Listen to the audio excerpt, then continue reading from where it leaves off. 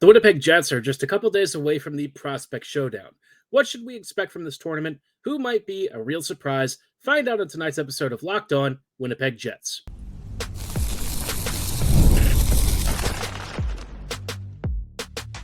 You're Locked On Jets, your daily podcast on the Winnipeg Jets, part of the Locked On Podcast Network, your team every day. Hey friends, and welcome to tonight's episode of Locked On Winnipeg Jets, part of the Locked On Podcast Network, your team every day. I'm your host, Harrison Lee, an avid Winnipeg Jets fan and an online blogger. You can follow me on Twitter at HLivingLoco and at LO_Winnipeg Jets. Thanks for making Locked On Jets your first listen of the day every day. If you like what you're hearing, be sure to like, follow, and subscribe on all of your favorite podcasting platforms and YouTube. Doing so, of course, is always free of charge and ensures you never miss another episode.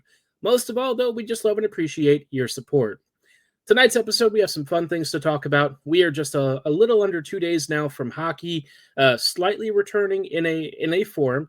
The Jets will have, of course, this upcoming Prospect Showdown, which, I think some folks are excited for. Me personally, I definitely am. It'll be 2 games over this weekend.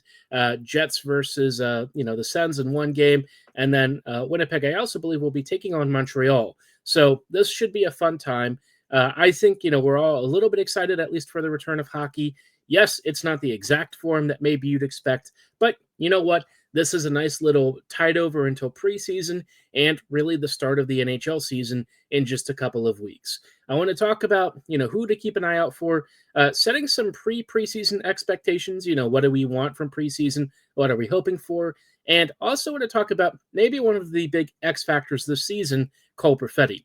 Before we dive into all the fun nitty-gritty, though, did want to let you know that today's episode is brought to you by FanDuel. Download the FanDuel app now by visiting FanDuel.com and win $300 in bonus bets if your first $5 bet wins.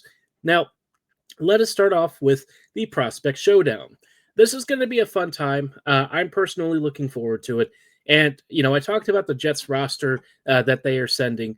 By and large, I think you can kind of divide it into 2 different groups, right? So at forward, the Jets are bringing pretty much everyone developed in-house. On defense, for the most part, this group is really lots of camp invites, which I find interesting. Winnipeg spent a fair bit this offseason investing in the Moose, and so I would imagine that a camp invite would probably be bringing in some competition, perhaps to get a look for maybe the third Moose pairing, right? Intriguingly, one of the names that I thought immediately stood out just for bloodline's sake is Connor Walton.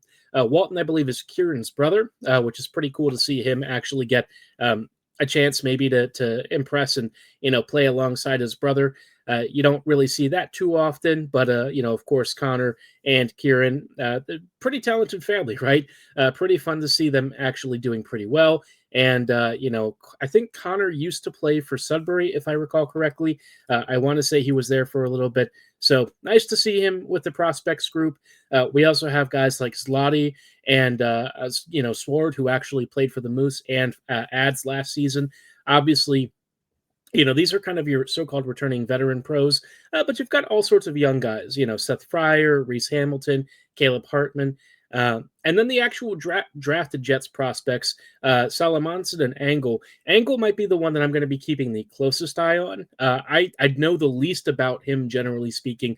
I've heard that he's a pretty smooth skating USHL two-way defender, solid offensive instincts, can jump into the rush, has decent puck protection, but I don't know that much more beyond them. So this will be like the first time I'm really getting some good insight into what his game is like, and whether he might project one day to be some sort of pro-caliber defender.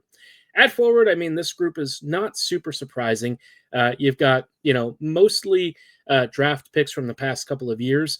It's interesting to see that Danny Zhilkin is actually in this group, because Zhilkin obviously has had a bit of a rough and tumble last couple of seasons. Injuries and I think some struggles to adapt to the pro level have kind of held him back from really having a consistent season. So if there's a guy that I'm really hoping shines this camp and can kind of get his season started off in the right way, it's probably Zhilkin.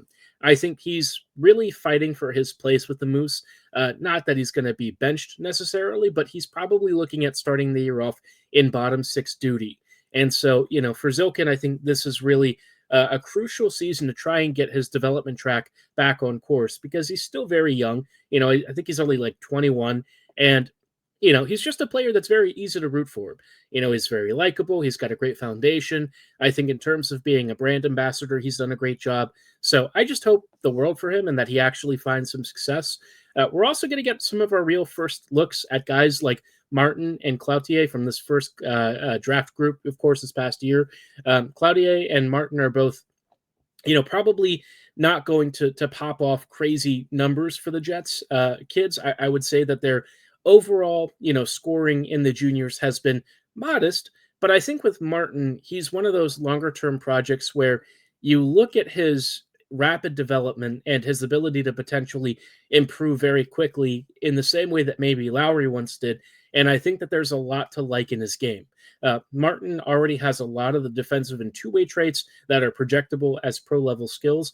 And I think for how the Jets tend to like their bottom six, a Martin type fits a lot. Cloutier could potentially have some room to also grow his offensive game. He's put up, respectable numbers in junior.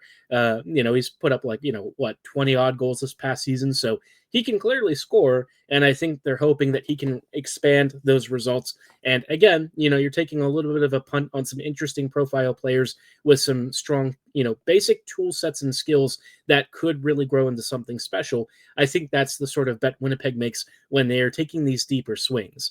You're also getting a couple of camp invites here, Reggie Newman and Chase Yoder. Yoder could be of interest for Manitoba's bottom six. He's coming in from Providence where he put up some, mild results, I would say. The numbers offensively are not super crazy, but if the Jets can find some free depth support and really a free prospect or two that they can bring into Manitoba, I think that's all the better, right? The Moose could use more depth.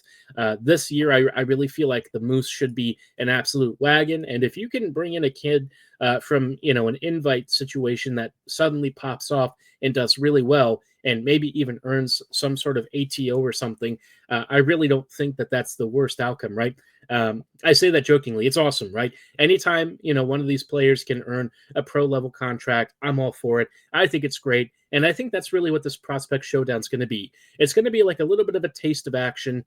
You'll have some legitimate jockeying to try and get maybe an invite to a Moose camp. So get excited, man. This is like the real deal now. We're starting to get closer and closer to the start of the season.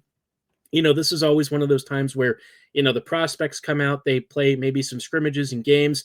They have one of these little prospect tournaments. You get excited while everyone else on the main club is starting to come back to action. They're warming up, they're getting ready for preseason. And I think it's just a good time, right? We're getting to the fall, temperatures are dropping, hockey is almost back.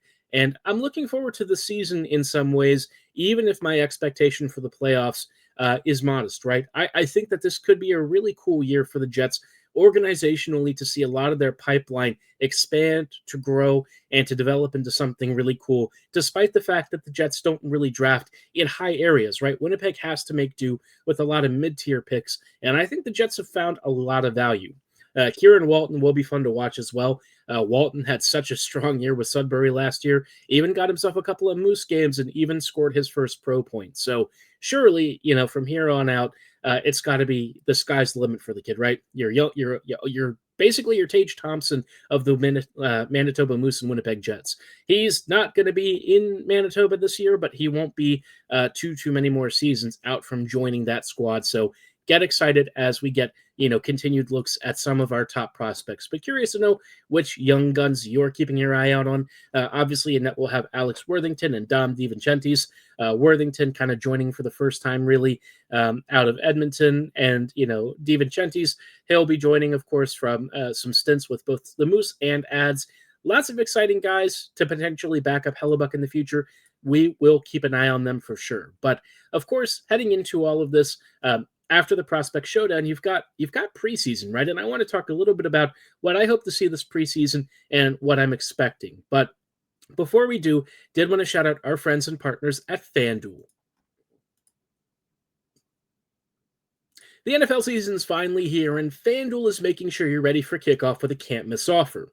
Right now, new customers can bet just $5, and if your bet wins, you'll get $300 in bonus bets to use across the app. FanDuel loves helping you win big, and if you think you know who's going to win out on this year's championship run for the NFL, this is your time to pick your Super Bowl favorites. I was high on the Ravens coming into the season. The Bills game maybe has dampened some of my enthusiasm, even if I'm not surprised. Maybe you're really high on the Vikes, though. You thought that their comeback win with McCarthy was gutsy, that they pulled off a big victory against the Bears. You can make them one of your playoff favorites, of course, with the FanDuel app. But the only way that you can do that is to download the FanDuel app right now by visiting FanDuel.com to get started. That's FanDuel.com to place your first $5 bet, where you could win $300 in bonus bets to keep the good times rolling. Hey, friends, and welcome back to this episode of Locked On Winnipeg Jets, part of the Locked On Podcast Network, your team every day. Everydayers, thank you so much for rejoining us in tonight's episode as we're just wrapping up and talking a little bit about, preseason expectations, right? We are coming into preseason just a couple of weeks away at the end of September. Obviously, the Prospect Showdown is this weekend. And I think for the Jets, this is a very intriguing time in preseason because I feel like I don't actually know what the roster is going to look like as firmly as I usually do. We have a lot of new veterans joining the team. We have a number of big departures, and because of that, the Jets have some legitimate question marks in key positions. Lowry's going to start the year likely injured, so you have a third gap. And the roster players that the Jets signed in free agency, none of them, I think, have an out and out clear spot or inside track to, a firm starting position, right? Nyquist might be one of the only ones outside of Taves that I think is going to be a for sure starter. But guys like Pearson and Kepka, I think will be fighting for roster spots. Now, I know how Arneal is. I know how the Jets org is. And there's always been a preference towards the veterans. I don't think the team makes a secret of that. And veteran experience can be really helpful. But I think this year's preseason has more opportunity than it's had in years for at least one or two rookies. And I've mentioned that before.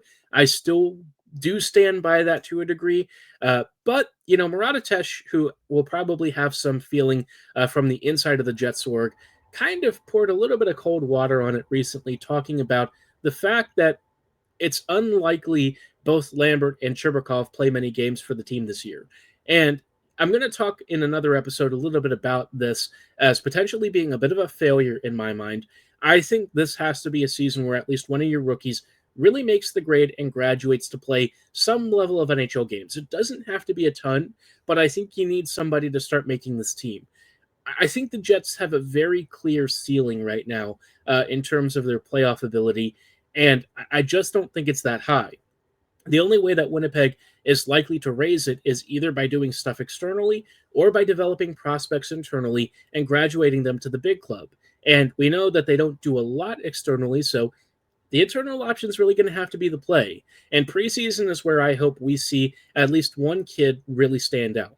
I still think Cherbakov has the inside track of any of the prospects, but the fact that he's in this Prospect Showdown group, I thought was a little odd. Cherbakov, don't get me wrong, still technically counts as a prospect. He's only played a couple of NHL games, and I wouldn't expect him to be like a goal per game kind of player. That's not going to happen over the course of the whole season. But I do feel like, in terms of his projectability, it's easy to see him in a middle six role. Nikita's fast. He's got a good shot. He plays that style of relentless offensive creation and just high-end motor that I think Winnipeg has really started drafting lately. So he ticks off a lot of the boxes of what they like, but then I also wonder about the whole speed thing, right?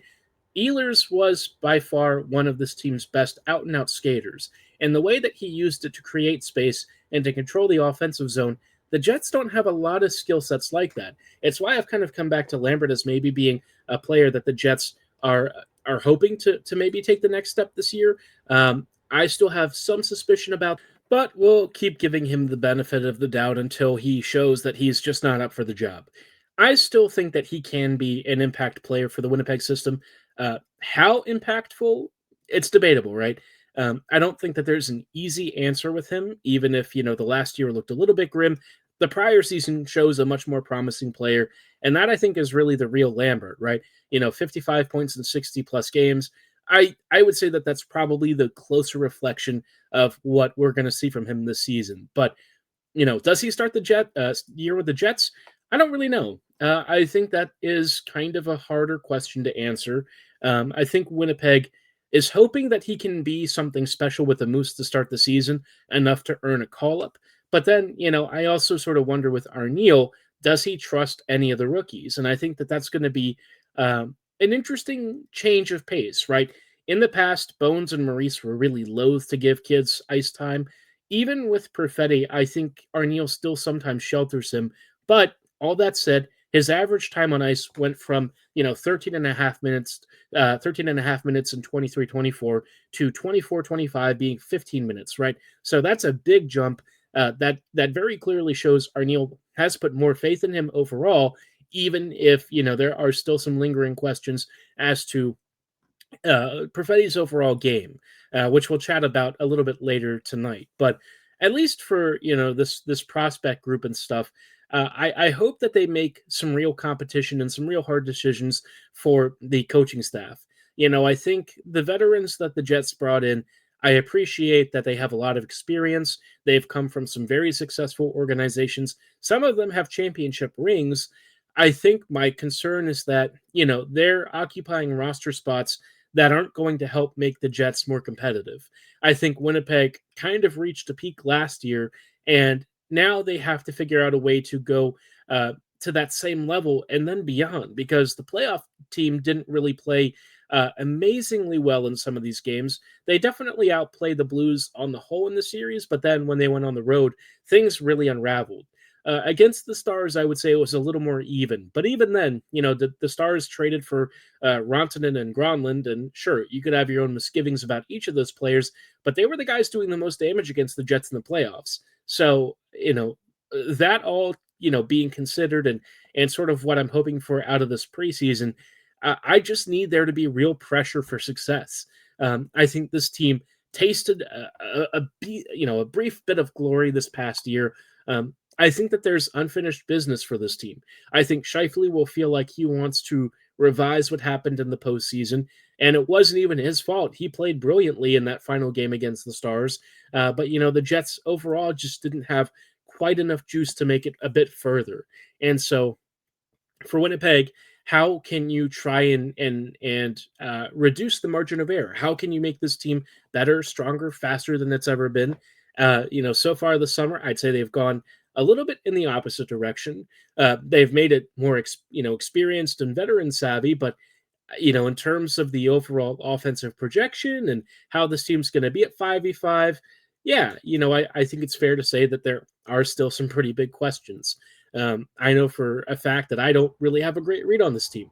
We don't even know if Taves is going to be capable of playing 2C to start the season. So this year has lots of question marks. It's going to take some time for us to parse through it, and I'm really hopeful that preseason starts to answer some of these questions and give us a better sense of what this Jets team is going to be. I think it'll be fine in the regular season, even if it slips a bit in the standings compared to last year. I would expect the Jets to finish somewhere in the 3-4 range. I think they'll for sure make the playoffs. How likely they are to go deep in the playoffs, well, you've heard my thoughts on that. I am a bit skeptical, but maybe there's a surprise in store, right? The Jets have found ways to perhaps confound some expectations and subvert them in other years. But I really hope that this season the Jets try some new things. They're willing to make a few changes. Maybe they consider some new line combinations. Maybe preseason gives them some new ideas.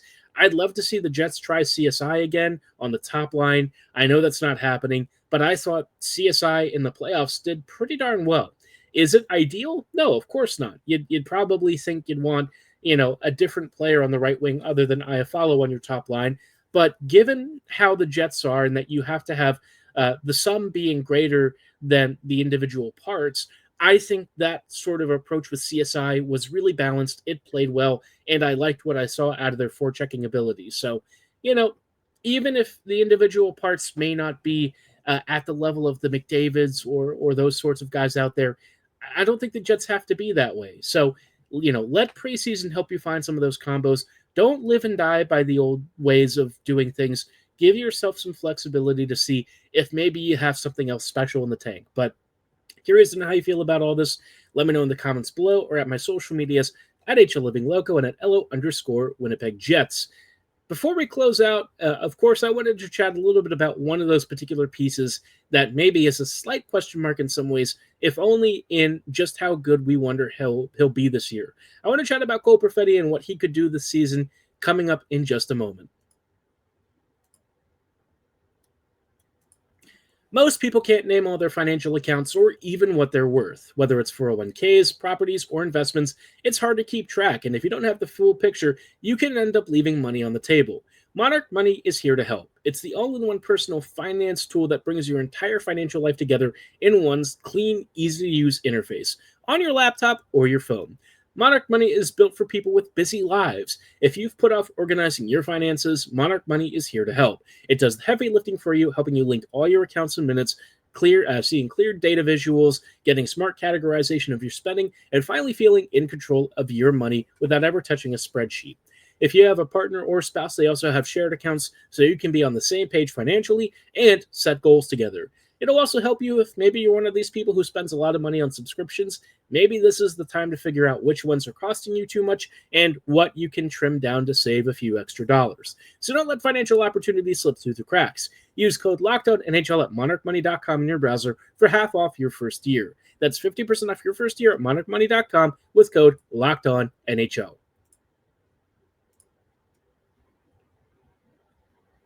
Hey friends, and welcome back to this episode of Locked On Winnipeg Jets, part of the Locked On Podcast Network, your team every day. Every day, thank you so much for rejoining us in tonight's episode as we are continuing to chat a little bit about this upcoming season. And one guy that I think is very quietly one of my X factors of the season, even if I can't even say it's quiet anymore. I think a lot of people have a lot of hype for him. It's Cole Perfetti, right? The Cole Train, Perfetti, whatever you want to say him, Perfetti Spaghetti. I don't know what his nickname is these days. I like to call him the Cole Train. I think he has the season that we've finally been waiting for, waiting in store this year.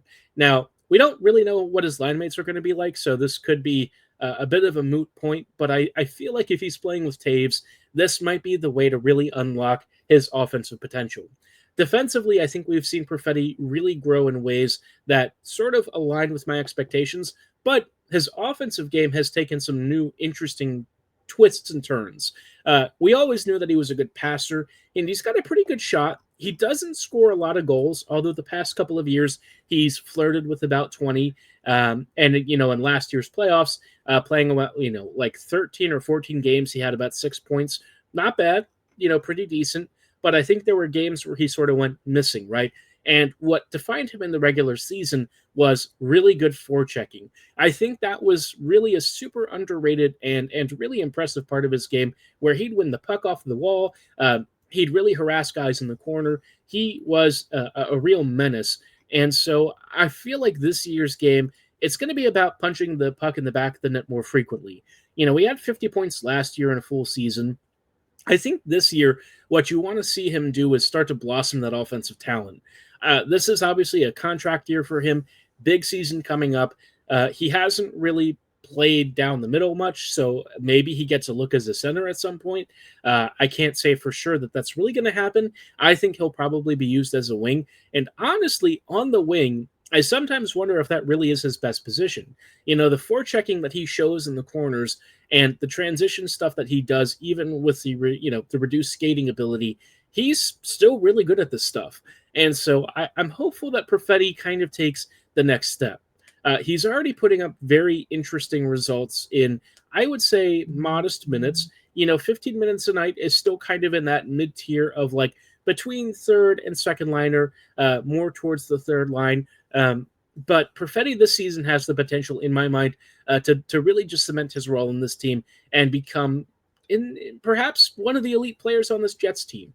I think he leads by example. He'll always have 1.6 to his name, but now it's time for him to take the successes of the past couple of years and build upon it into a really consistent package. I think if he does that, he's going to start earning more trust from Arneal, and I really feel like the season that I've been waiting for him to have just across the whole year is loading right now. This could be his big, super big breakout, the one where everyone knows his name, the one where fans outside of Winnipeg really start to acknowledge him. And really, the Jets are going to have to lean on him. Winnipeg has definitely lost some of their offensive talent. Swapping Ehlers for Nyquist is just not really a like-for-like substitution. It's not. Nyquist doesn't quite have the same rotational ability and skating ability that Ehlers did, and that impacts both your 5v5 and your 5v4 situations. Ehlers on the power play was a huge part of why that top unit was really cooking. You already had a lot of good options, but having Ehlers there where he could just fluidly swap positions and be this roaming terrorizer, I think really changed how that top unit performed. Without him, they were still, really freaking good. So, don't get it twisted. It's not a sink or swim situation, but I think you'll notice that lack of punch. And so Perfetti stepping in here, becoming that player, and developing into really a top line forward, even if he's playing on the second line, I think would be the best outcome. And I'm sort of expecting him to just take a leap this year. He talked about wanting to be more of a prick the past couple of seasons, especially this last year. He made it sort of a point of emphasis to play like, a bit of a butt in corners, to really go after guys. And I think he has done that quite brilliantly. He's a pest. He's very physical, despite, not a huge stature. And he absorbs a lot of action. He takes a lot of hits. He keeps getting back up every time. And, this past year, he finally had a fully healthy season. So I'm hopeful that this year's version of Perfetti just soars at a level that we have yet to see from him. I hope that he does it for most of the year. 60-plus points, please give it to us right now. I'm excited for Perfetti. Would love to hear your thoughts on Cole and what you think he will do this season in the comments below or at my social medias at HLivingLoco and at LO_Winnipeg Jets. For tonight's episode, though, that is going to be all the time that we have. Of course, tomorrow's episode, I might talk a little bit about what I would consider successes for this season and what I would consider failures. They're going to be in some ways philosophical. Some of them might be a little more literal and standings related, but we'll chat about that on tomorrow's episode. For tonight's show, that's going to be all the time that we have. Thank you for listening. Have a great night. And as always, go Jets go.